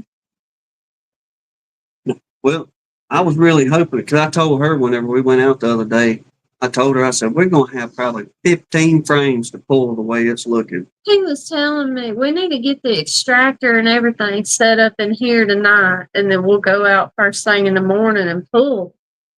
It's like last time you made me set everything up in this living room before we went and pulled, there wasn't a frame of honey out there to pull. Mr. Mike saying mimosa's on the darker side. Normally on the darker side. Okay. I wonder what that is. What about the elderberry then? Yeah, elderberry's been blooming like crazy. Because we didn't have any kind of privet run. Privet just burnt. It was completely downhill. The tallow is, I say just now, kind of starting to crank up good around here the last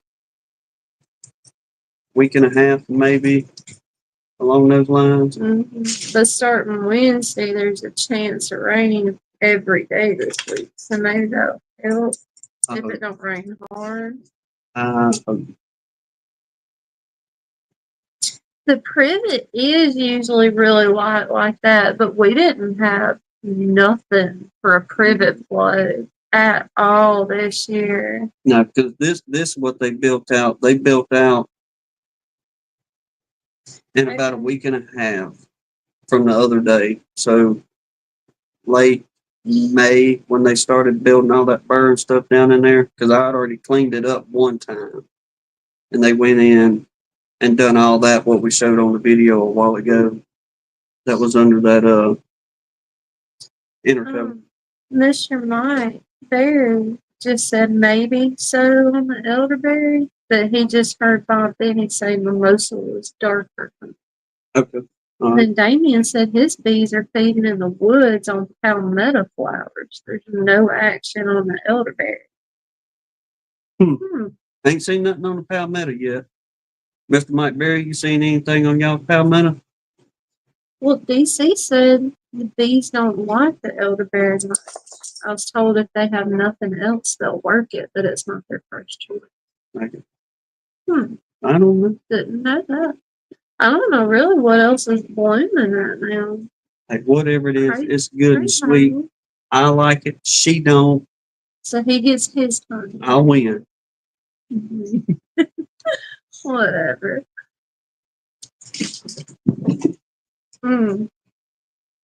But it did remind me. I told her I said just about. Poison ivy should be blooming.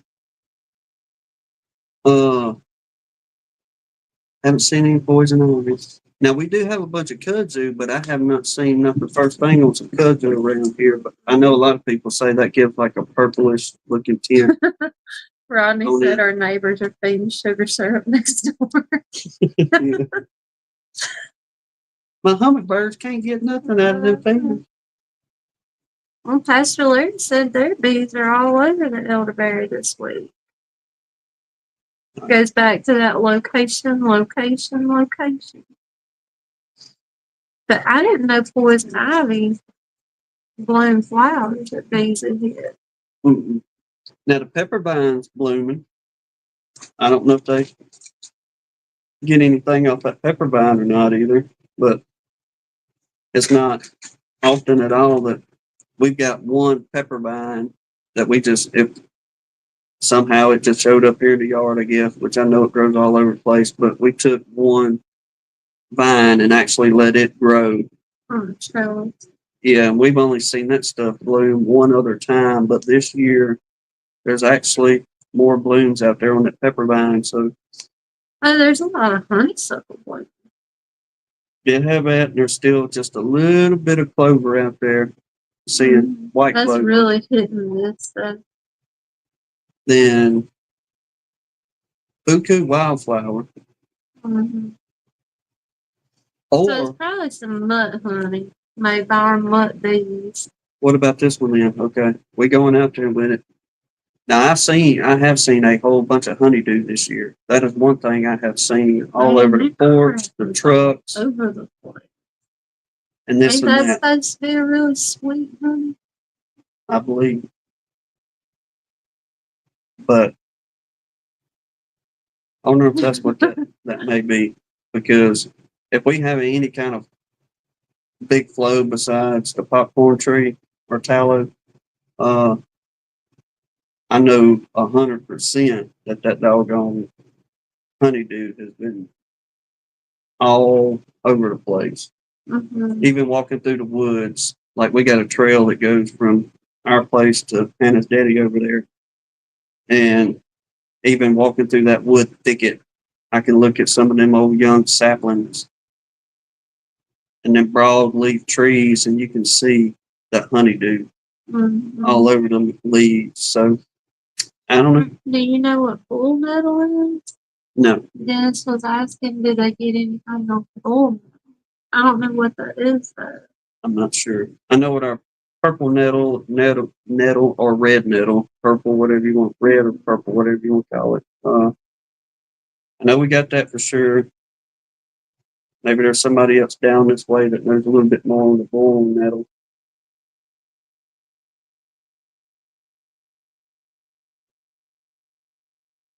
Okay, we get to Mike Berry saying, is it like stinging nettle? And Dan Weaver saying it's like stinging nettle. Okay, it must be like stinging nettle. Okay. I've heard of that. Miss Angie was telling me about that. The stinging nettle? Yeah, it has the same allergens as bee venom in it. The stinging nettle? Mhm. Thistle honey is real sweet. Mr. Mike Berry said they'll work at stinging nettle. I had to Okay. do me a Google search on the stinging. But Miss Angie said it grows everywhere down here. Yeah. The woman she's talking about, she's up in North Louisiana, up there. Yeah. And, They're I think Shreveport is like the closest big town to them. dang it, so, oh gosh, now I got to Google and learn about different nettles. Yeah. Yeah. There's always something new to learn, Damien. Hey, David, we'll be in class together, Captain. Yeah. Because I'm definitely going to go back and check it out. Okay. All right, so it's the same thing, but Different name. everybody's got a different name for it. I got You put your foot up. you. Yeah, I got to put my feet up. Holding that computer, got my legs in a bind. This is so heavy. Yep. I'm glad you're here, real quick, Mr. Mark, Hey, Mr. Mark. because I was saving this for you.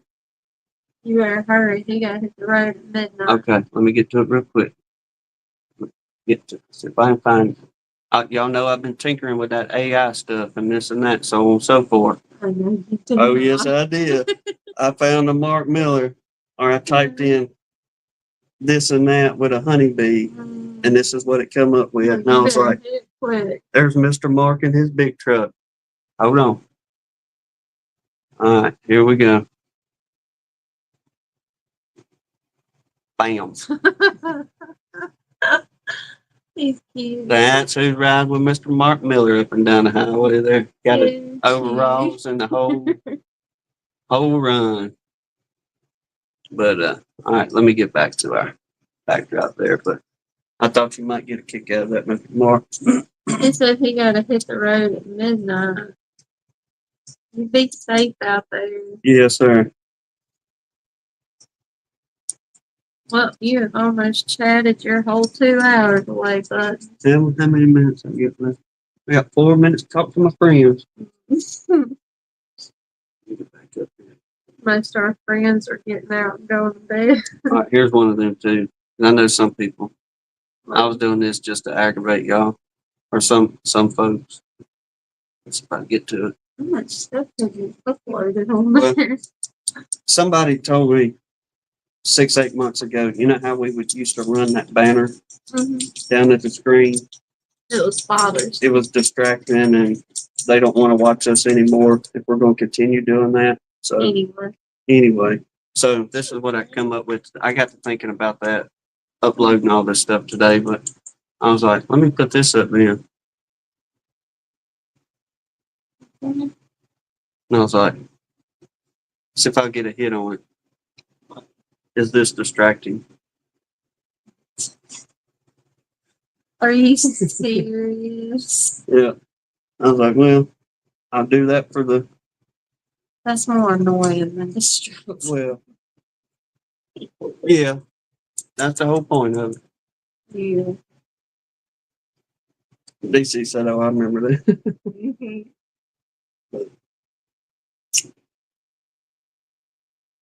Well, you're welcome, DC, and y'all, there's so many of us need prayer.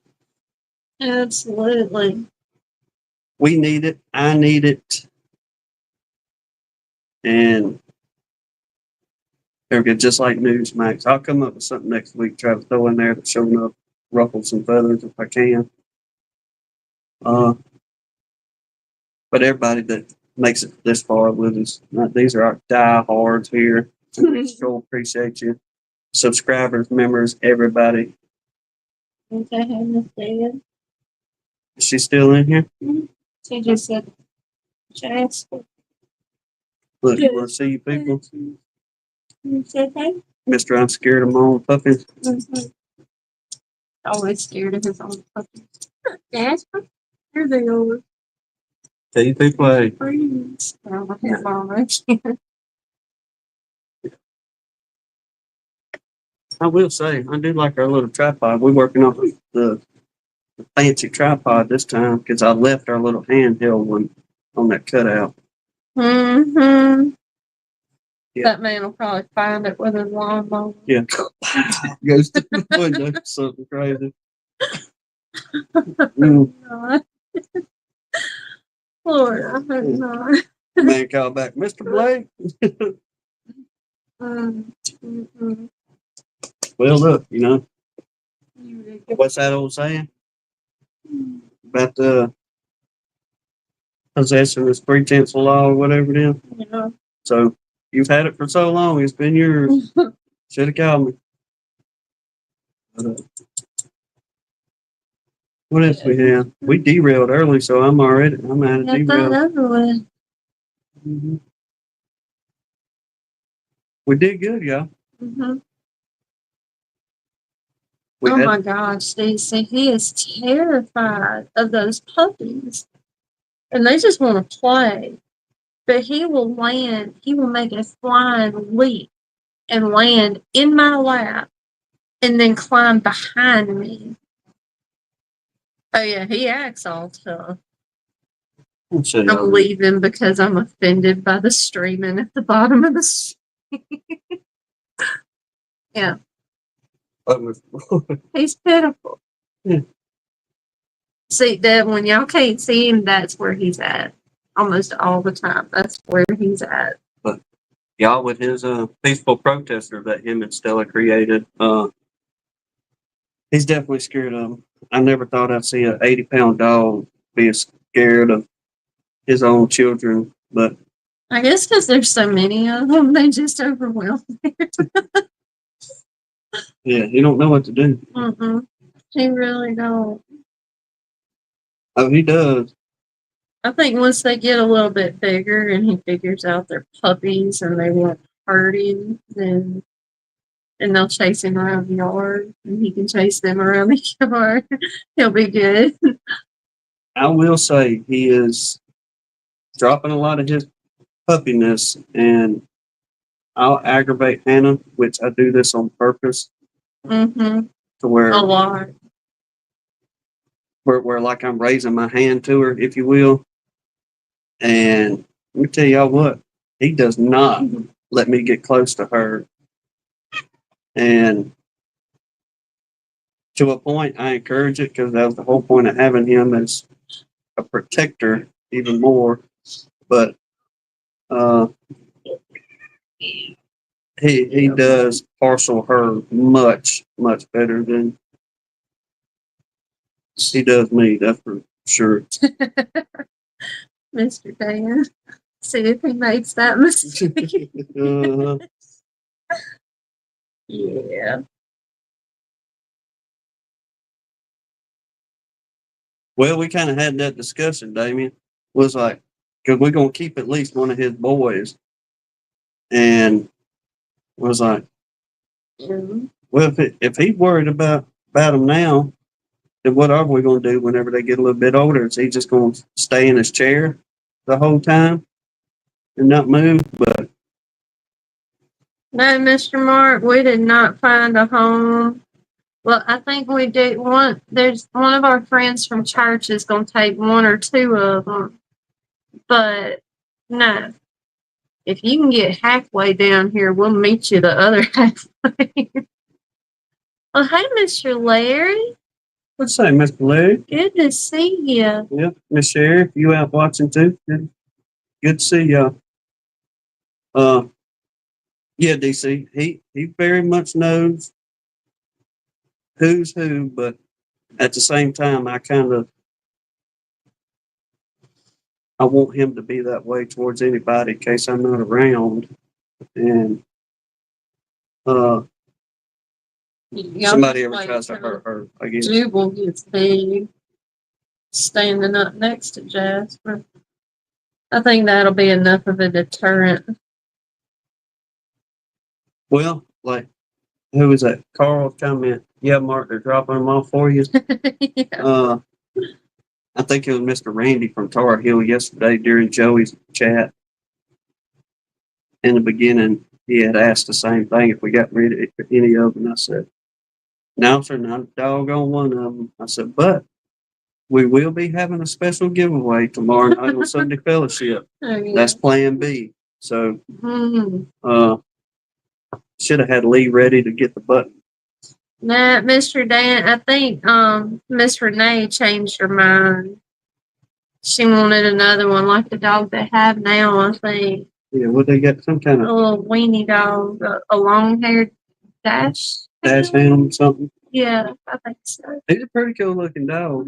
He was a really sweet little dog, too. I don't blame her for wanting another one of him. And y'all check this out.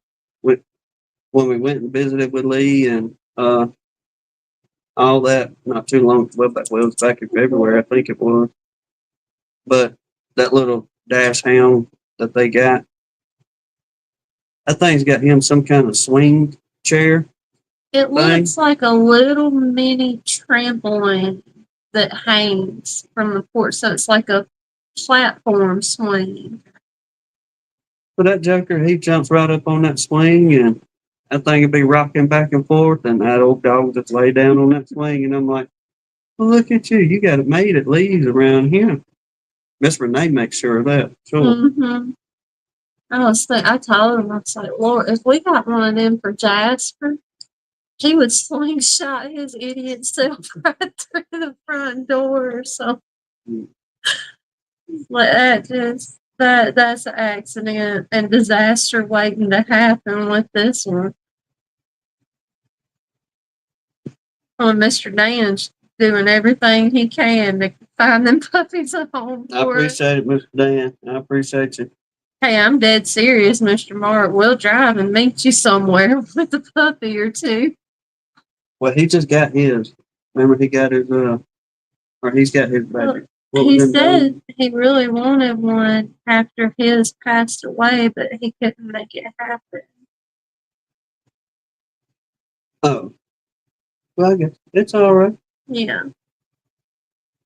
Jasper's here for everybody to love. If we ever make it to a convention or something like that, and you can I'm gonna have be to at a buy one of pet-friendly those beds hotel. that says Jasper's my service. He's my emotional support animal. That's not a lie, though. He really is.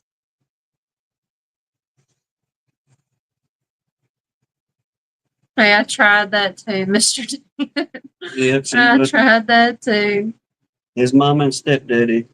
Well, his mama His mama wanted one, wanted but it, but her husband said no. we'll get them going. They just now 8 weeks old, or they'll be 8 weeks old. What'd you say, the 10th? So they're We got just a now little to the time. point. So nothing else. We'll go back to the feed store and try again. Mhm. They'll get them some good homes either way. Yeah. Well, Buttons, I'm gonna leave you with it soon. We're fixing to roll. We hit the 2 hour. I'm gonna start yawning again. Yep. Very soon. We got to prepare. We'll be back at the Gulf America next week. Yes. And that 2 hour drive there, 2 hour drive back home. Not looking forward. I think that's why I'm yawning so bad. I'm thinking about we gotta go to work in the morning. We'll Oh, I understand that, Mr. Mark. I know you got your hands full that time of year. maybe we'll try to get y'all a little shot down there before we wrap it up. Show y'all the beaches again before we Oh yeah. finish that job. Oh, I'm gonna make me one more beach trip. Y'all like to see it? Let us know in the next chat or something like that, and we'll see if we can make it happen for a few minutes down there. Let me tell y'all what, as soon as I pack them tools up and head back to this side of the pond, Mobile Bay. He's done. Yep. She knows. But Mm-hmm. all right, y'all. We appreciate you watching. Everybody on the road, be safe. Mr. Mark Miller, while you out there traveling, anybody else, y'all running them 18 wheels, we appreciate y'all. Absolutely. Everybody else, y'all have a wonderful week. Stay safe. Till then, God bless you. Lord willing, we'll see y'all on the next one. Yeah, hope y'all have a good week. Y'all take care.